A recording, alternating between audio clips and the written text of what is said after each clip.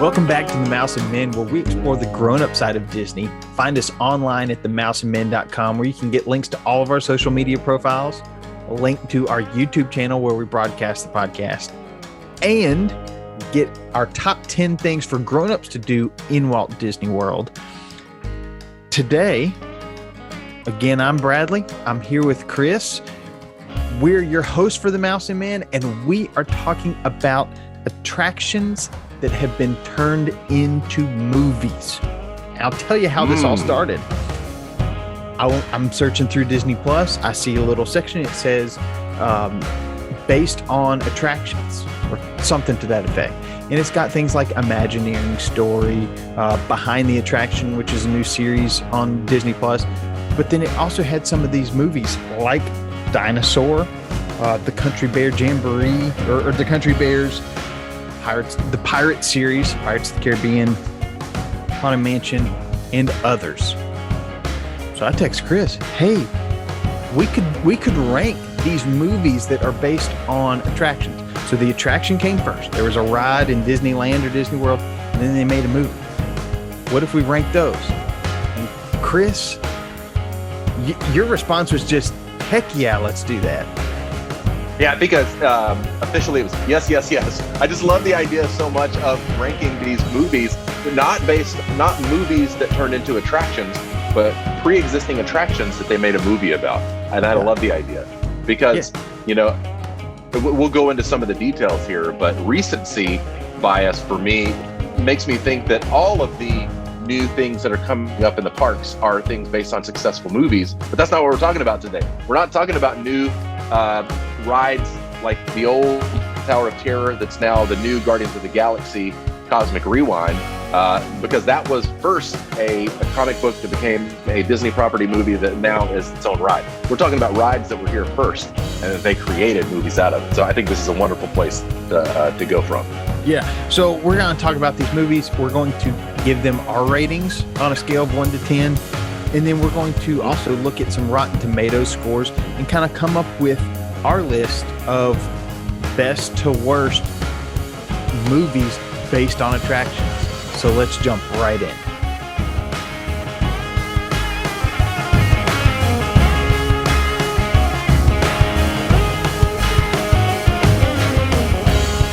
Chris, let's go in release order of the movies. So, okay, I love that idea.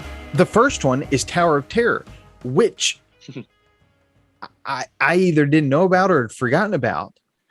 And yeah, one of the reasons I had no idea it was a movie until we did some of the research. Yeah. Yeah, it was released straight to TV for The Wonderful World of Disney, which used to be on Sunday nights. So it went straight to TV. I noticed as I was rewatching this, you can see where it fades to black to go to a commercial. You know exactly where that happens. I don't know. I feel like I've read some hate for it. The Rotten Tomatoes score is at best. Yeah. But I think it falls kind of in that same quality as a Casper, which I loved. Late 90s, mid to late 90s, kind of family friendly, Halloween themed, spooky themed movies. You got Casper. It did not get the cult following, obviously, of Hocus Pocus. But I mean, Casper, Tower of Terror, Hocus Pocus, that's a great Halloween night, if it's rainy and nobody wants to go trick or treating kind of thing. Yeah, if you're in the mood for Disney family friendly, mildly spooky movies, I don't think you can go wrong with that. That's a great evening of Halloween themed movies. And again, I've seen Casper, seen Hocus Pocus multiple times. I saw Casper in the theater when it first came out, and then owned it on VHS. We liked it so much. And so my idea around Tower of Terror is that I don't actually remember watching it, but it came out in 97, and it's not like there has been a lot of fanfare around bringing it back. So I may have seen it in its initial iteration on The Wonderful World of Disney Sunday night back in 1997. And that was October So I would have been a freshman in college at that point. I absolutely could watch it. I do not remember having watched it. So I didn't want to put my 2 cents in there, not knowing if I've actually seen it or not. But if you're describing it as Hocus Pocus meets Casper with Kirsten Dunst and Steve Guttenberg, I'm in, dude. That sounds like a fun night. It was great. So the premise of the movie is Steve Guttenberg is a journalist who he takes pictures and writes articles for tabloids. He's trying to get back to writing for real papers, and he kind of lands on somebody gives him some information about the Hollywood Tower Hotel, and just what happened there. I think it was set 60 years prior. So what happened 60 years ago on Halloween night, he and his niece, played by Kirsten Dunst, try to figure out this thing. And you see in the Tower of Terror, the ride, the attraction, you're in the elevator and you see the people get struck by lightning and what happens then is kind of all of a blur, because then you're dropped multiple stories multiple times. Oops. So it kind of plays off that there were people in an elevator, got struck by lightning. What happened to them? They're haunting this Tower of Terror. And as you can see, one of the climactic scenes, they're trying not to die in the elevator. Really enjoyed it. So if I can pull up my notes, my score, I gave this a 7 on scale of 1 to 10. This was really good. Wow. I really liked it. Mm-hmm. Like I said, Casper, not a Disney IP, but just a quality movie from when we were growing up. Not quite the same cult following as Hocus Pocus, but still, I thought it was really good. A lot better than some of the other movies that we'll get to on this list. Mm-hmm. Well, now that you found this list on Disney Plus, I'm interested in digging into it as well, because I wonder if something like Disney's Hocus Pocus would, like when you have the suggested movies, if you've watched this, something that you may like, if Tower of Terror would automatically pop up, because the way that you're describing it, it sounds like, again, family friendly, mildly spooky kind of adventure tales. Yeah. This falls right in line. So it may not have been the cultural hit or a go to the theater and watch it kind of thing, but I definitely would watch this. And I think my kids, even now getting to the point where at 15 and at 13, they're a little too cool for school, I still think that they may at least watch this a little bit to see if it's something they want to continue with. But, Gutenberg in those days, he may not have been at the heights as he was during Police Academy and 3 Men and a Baby and those types of things. Right. And Kirsten Dunst was on the rise at this point. Yeah. And so I would love to see it as kind of a little touch point in 1997 Disney films. Yeah. So Disney Plus, get this on your roster, get it on Disney Plus right now. You can't view it there. You should. It's not hurting anybody.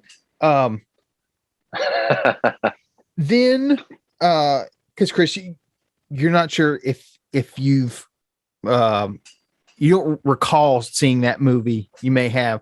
So yeah.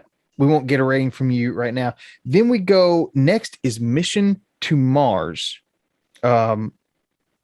which, the attraction Mission Space.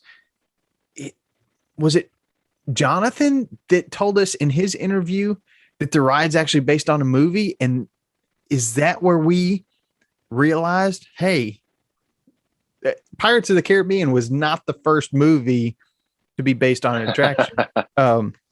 Yeah. So yeah, I think that was news to me when I first heard that. And then doing some research on Mission to Mars, it was actually based more on a Disneyland and Magic Kingdom ride from way back in the day that was also called Mission to Mars, or it then also had the name of Rocket to the Moon, or the name Flight to the Moon. So over time, while it was there at either Magic Kingdom or Disneyland, had a couple of different names, but it was more in the Tomorrowland area. Yeah. So now the Mission Space, actually, when you are on the ride Mission Space, and then you compare it to the movie Mission to Mars, it actually does tie in nicely to the movie, although it's not stated on like Wikipedia that Mission Space comes from Mission to Mars. But that was one, again, I remember seeing previews for this way back in the day in 2000 around when it came out. And I don't know that I ever tied it in my brain, at least, to that actually being a Disney movie. I just thought it was a movie, like a couple of those others, like the Armageddons of that Deep Impact, those types of movies back in those days. I thought it was just another one of those, like kind of like tying in the excitement of those days of space movies. Armageddon, Deep Impact. What would be another one? Like Space Cowboys with Clint Eastwood and Morgan Freeman. Those types of movies that came out around that same time. I never knew it was a Disney, based on a Disney ride. So there we are. Yeah. Well, I know I haven't seen this. I haven't had a chance to go watch it yet, but not scoring well on Rotten Tomatoes. The tomato meter giving it a 24, the audience score giving it a 30, both of those out of 100. So maybe not the best execution. So we'll see where that lands on our final ranking. Then what's interesting about Mission to Mars too, just quickly before we move on, is that was directed by Brian De Palma. And Brian De Palma just came off, again, this movie came out in 2000. And so this was Brian De Palma in his heyday. He had just come off of the 90s where he did Carlito's Way, which was huge. The original Mission Impossible movie, which was huge. I think also Snake Eyes with Nicolas Cage was a pretty big hit as well. So I wonder if Mission to Mars not doing as well as some of those other movies actually launched into a 2000s for Brian De Palma, not being as spectacular as the 90s were for him. Interesting. Other than the Black Dahlia, which came out, I think maybe 2005, 2006, which was a mild hit by him. But interesting that like that Disney movie kind of capped off a very solid run in the 90s of movies that he put out. But again, if you compare the Black Dahlia or Carlito's Way or Mission Impossible to Mission to Mars, the scores are way off. Yeah, it's not there with it. Then just a couple months later, Dinosaur is released. And this movie, I think I'd seen it before. I just rewatched it. For early 2000s, the special effects, because most of it is CGI, but there are some scenes that I believe they filmed real scenery and then they overlaid the CGI for dinosaurs on top of it. Yeah. Pretty awesome. Especially, pretty awesome for 2000. And so I think that's some of the reason that it got better scores is when it came out, it was maybe not an Avatar level wow, but pretty stinking cool. All based on Countdown to Extinction, which is a pretty thrilling and sometimes scary ride where you're trying to get away from meat-eating dinosaurs and you being available meat. There's a pursuit involved. I thought,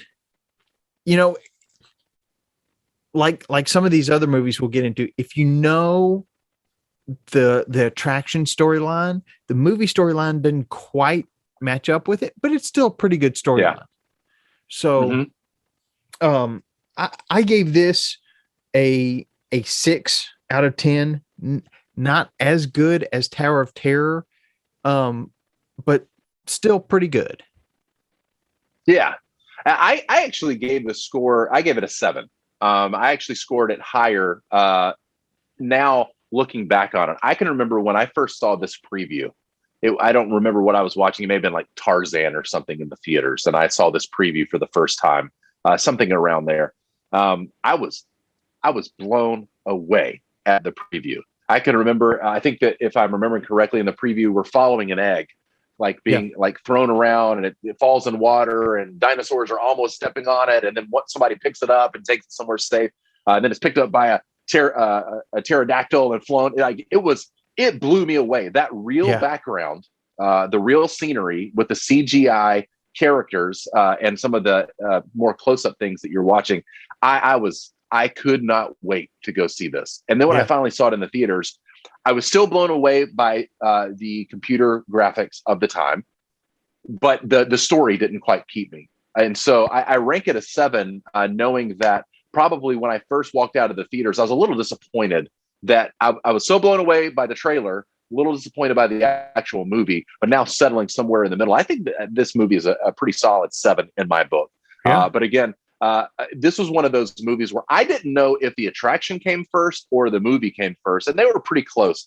Just looking at the launch dates for both of those, the original Countdown to Extinction movie Countdown to Extinction attraction came out in 98, and then the movie came 2 years later. And then when the movie came out, that they renamed the attraction Dinosaur, so people would more closely relate it to the movie. But I give it a 7. I thought that the ride is amazing. I love the ride. It's one of the scariest rides in all of the parks, as far as my kids are concerned, and my wife too. They love screaming on that ride. So really love the ride.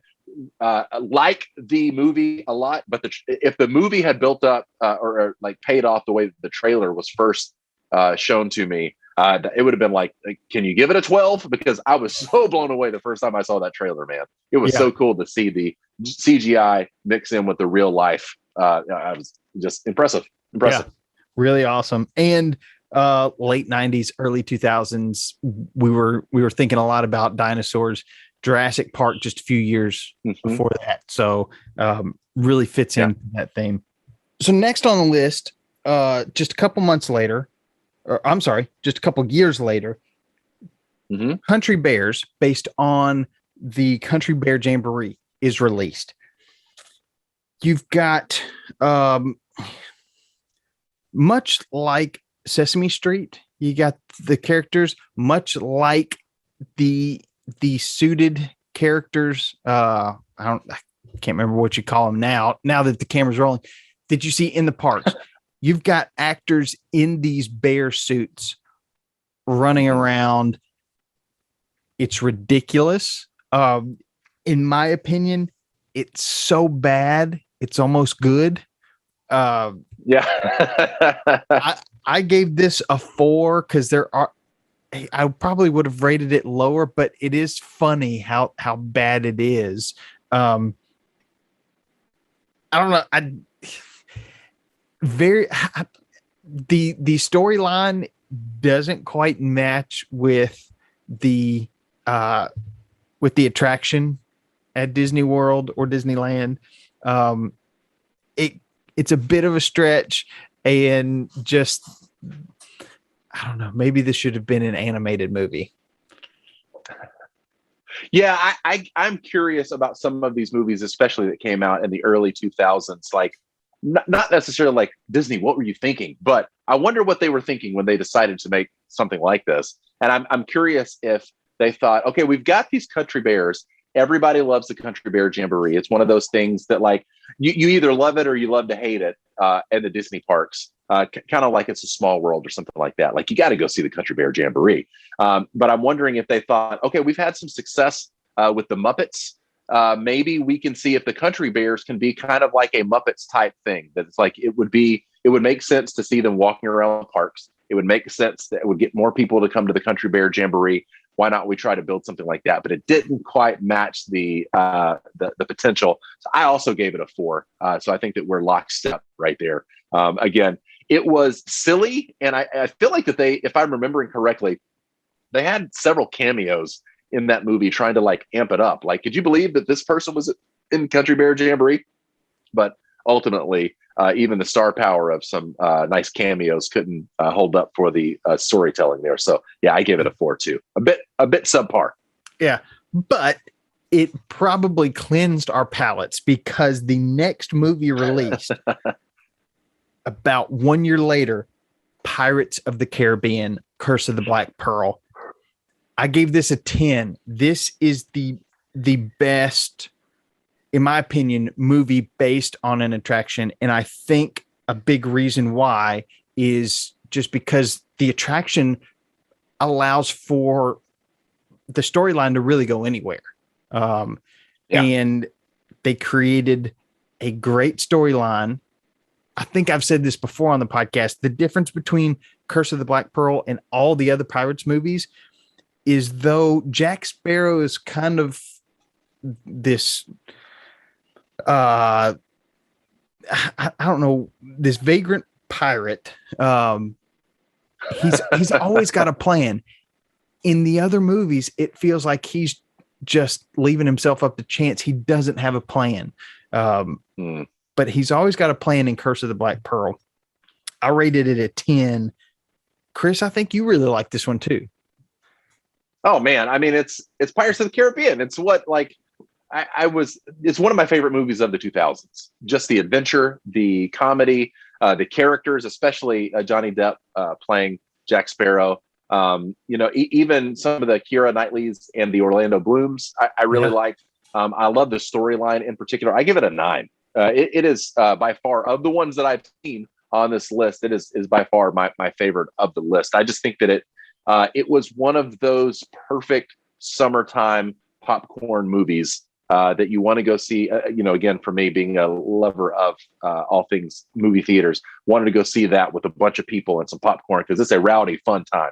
It's my favorite of the list. And part of me, again, not looking at all of the movies that were based on attractions, part of me thought that once Pirates came out and was so successful, why wouldn't there be a movie about every park attraction? But I think it's because looking at some of the scores of some of the other movies, and especially the one that we're about to talk about, maybe Disney, by the time Pirates came out, I was like, I'm glad that was a success. We're pumping our brakes on all of the other types of movies, and let's go all in for the next decade on making as many pirate movies as we can. Yeah. Walt was a stickler for story. If the story isn't great, nothing else matters. And I think this next one, the story was close, but not quite there. The Haunted Mansion with Eddie Murphy. The movie is more of a comedy, which you're going to get with Eddie Murphy. I think probably fan expectations was, with the Haunted Mansion, let's get something a little spookier. And it, the spook rating was probably not as high as a Tower of Terror. And that probably hurt it. But also the attraction kind of follows the bride. You hear a lot about the bride, and the movie takes a little bit different storyline with the bride and focuses a lot on the groom.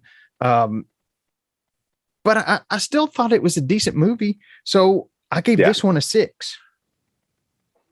I gave it a 4 because the movie doesn't quite connect for me. I don't think it's a bad movie. And I certainly love Eddie Murphy as a leading man. But for whatever reason, this didn't really add up for me. And it's sad to a degree, because I think this comes off a run of Eddie Murphy movies that didn't quite connect with an audience, which we haven't seen him in a lot of movies since The Haunted Mansion. He's been in a handful, and especially the last year or two, with things like Coming to America 2 and a few other things, and him doing a bit more comedy. I feel like as far as comedy goes, there's probably no bigger star in the world in the 80s than maybe Eddie Murphy, maybe Jerry Seinfeld, somebody like that. But stand-up comedy, he was the king in those days. And it has influenced so many stand-up comedians going forward. In the 90s, he just had hit after hit after hit. It was like in the 90s, Eddie Murphy and Will Smith could do no wrong. It was like, if their names were on a movie, you go see it, it's going to make $1 trillion and it's going to be amazing. In the early 2000s, it started to sour a little bit with Eddie Murphy. And I don't know if it was the types of movies that he was choosing, the Pluto Nash's and the Haunted Mansions of the world, or if it was just kind of audience kind of got a little lackadaisical, or got tired of watching him on screen as much. I'm not sure. But he stopped doing movies there for a while. And the Haunted Mansion was kind of one of those movies of that period. It's like, well, at least it's not a Geely, or at least it's not a Haunted Mansion kind of. It's like it became a punchline of comparing other movies to when it comes to bad outcomes, unfortunately. And so I sent him into hiding a little bit for a while. And sent him to the kind of movie star jail to a degree. I don't think the movie is that bad, but even having said that, I still give it a 4. I don't think that it was quite up to par, and especially not with some of Eddie Murphy's more comedic performances that we all love him for. Yeah, and coming just 3 months after Pirates of the Caribbean, a smash hit, expectations are high. Oh, yeah, that's rough. When you don't meet expectations, it's going to hurt your score. Then the not latest, but next to latest release, Tomorrowland. This is one of 2 movies. This and Mission to Mars are the 2 movies I have not seen. I'm waiting for this to be released on Disney Plus. But Rotten Tomatoes, both the critics and the audience, kind of middle of the road. Chris, you've seen this. What did you think? I love George Clooney. He's one of my favorite actors of all time. He was good in this movie. I think that this movie, again, Country Bear Jamboree and then all the other ones were kind of based on at least a show, if not an actual ride itself. Tomorrowland was kind of based on the whole idea of Tomorrowland, a futuristic look at what tomorrow could be. Kind of that Epcot vision from Walt, for even way back in the 50s or whatever, like an experimental type thing of what the future could look like. And so that's kind of what I expected from the movie. I think that, they had a long drought from attractions turned into movies, because between the Haunted Mansion and Tomorrowland is 12 years, which is a pretty large gap there. I wonder if they, again, other than Pirates and the phenomenal success that all the Pirates movies had cumulatively, that maybe they started to pump the brakes and go like, ugh, maybe releasing movies based on attractions is not our strong suit. Let's spend the next decade either making Pirates movies or buying other IP that's already out there and already successful, like Marvel, like Star Wars, like Avatar. That now they are creating a lot of attractions based on those movies and putting out successful movies there too. Tomorrowland, for whatever reason, it was a little darker than it probably needed to be. Yeah. It was kind of a little bit more dystopian. The storytelling wasn't more necessarily family friendly. It wasn't against families. It was a little sadder than it probably needed to be when you're trying to talk about Tomorrowland and the possibility of future events. So because of that, I think that it just didn't resonate with the audiences, because it wasn't one of those feel good Disney movies. It was a Disney movie that made you think more than it made you feel good. And that's not always a successful recipe for a blockbuster movie, especially starring someone like George Clooney. So I myself on that one, I gave it a 6 for that movie, kind of based on similar to the Dinosaur idea. I had so many expectations going into it for, starring George Clooney, being about Tomorrowland, and it just didn't quite add up. It wasn't necessarily bad. It wasn't as good as it could have been. Yeah. Then finally, the latest release, available in theaters or on Premier Access currently, Jungle Cruise. This, again, kind of like Pirates, the attraction gives you a little bit of leeway. I think that is kind of the recipe for success. I gave this a 9 simply because I don't think it's quite as good as Pirates of the Caribbean, but it is head and shoulders above the rest.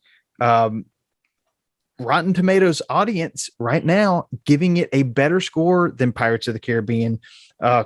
Critics not quite as sold, but still really good reviews on Rotten Tomatoes. So, Chris, all I can say is y'all got to go see this one. This is worth seeing. I know. In theaters. So as far this is one of those that I feel like that I absolutely could have seen on Premier Access, and probably should have, so that I could have seen it. But I promised the family that we'll see it in theaters. So I keep holding on for all 4 of our schedules to make it to where we can get to the movies. But yeah, I certainly want to see this. I love Emily Blunt and Dwayne Johnson, so much that I know that I'm going to have a good time here. And having heard you talk about it, you didn't give any spoilers away to me, but you talked glowingly about the movie. So I'm pumped. I'm actually like, it makes a lot of sense to me that it may not have met quite the expectations that Pirates did, knowing that Pirates are one of your favorite movies of all time. I remember when we first started talking, learning that about you, that you love Disney, you really like Pirates of the Caribbean, one of your favorite attractions, favorite movies, that kind of thing. So I can definitely see that. But good on you for not just like, well, it's the most recent one that came out, so obviously I'm going to give that a better score than some movie that came out 15 years ago. So I tip my hat to your ability to look at everything and trying to give it the most honest score possible. But I can't wait to see it. So kind of going through compiling our Mouse and Men scores, here's worst to best. Worst, Country Bear Jamboree, or the Country Bears. After that, you've got the Haunted Mansion. Then Mission to Mars, mainly because we haven't seen it, so it's kind of just sitting out there in no man's land. Then we Tomorrowland, kind of right there in the middle as well. Then we've got a tie with Dinosaur and Tower of Terror. We've got Jungle Cruise and Pirates of the Caribbean being the top two and one respectfully. The composite score, not going to be too far from that. This is what we think plus what we saw on Rotten Tomatoes. Haunted Mansion coming in dead last. Then you've got Mission to Mars and Tower of Terror. You go to Tomorrowland. I'm sorry, Country Bears, then Tomorrowland. Then you're looking at Dinosaur coming in third. Jungle Cruise again second. And Pirates of the Caribbean coming in first. And those 1 and 2, it's 1 and 2, and then kind of the rest. But man, I had no idea that. I mean, I didn't know about Tower of Terror until recently. I didn't know about Mission to Mars until earlier this year. Forgot about Dinosaur. Stumbled across Country Bears. Haunted Mansion I knew. Tomorrowland I knew about and never got around to seeing. But Pirates and Jungle Cruise really running away with it. Great job done on those two films. Yeah, no, I agree. It's not surprising that the kind of star power and the momentum behind the studio that both Pirates and Jungle Cruise have received, even being released, what is that, a good almost a decade and a half apart from each other. It makes a lot of sense to me that, or actually, I mean, it's been 18 years now since Pirates first came out. That's wild to think about. But to see the success that they've had, both in the box office and in the hearts and minds of viewers and critics alike, it makes a lot of sense to me. I didn't expect Dinosaur to be as high on that list. Right. Just coming in third place right behind Jungle Cruise and Pirates. Pretty impressive. Very impressive. So they may have learned from this, trying to release movies based on attractions, especially, again, seeing that drought of, Tomorrowland wasn't as successful. So the last successful movie that they've put out based on an attraction was all the way back in 2003 until this year. 18 years is a big swath of time. But I think that they figured out some other things on how to be successful when it's tying into IP that they can use now and in the future based on properties that have already gathered audiences like Marvel and like Star Wars. So I can see where they went as far as putting their dollars and their minds of trying to come up with ideas and storylines and movies. But impressive to look at the list as a whole and see where they all line up. Very, very fun. So thank you for kind of going down this rabbit hole with me, Chris, and to you, our listeners as well. Thanks for going with us. So now it's time for plussing.